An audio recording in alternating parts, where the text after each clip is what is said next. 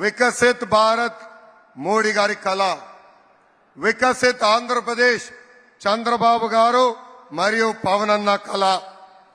2014లో రాష్ట్ర విభజన జరిగింది.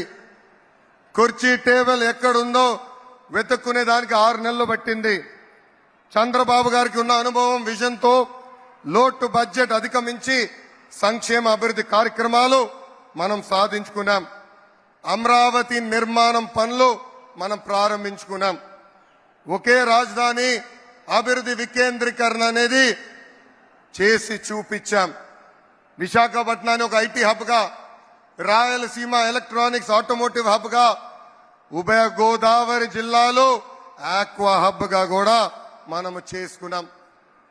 పోలవరం పనులు పరిగెత్తించాం.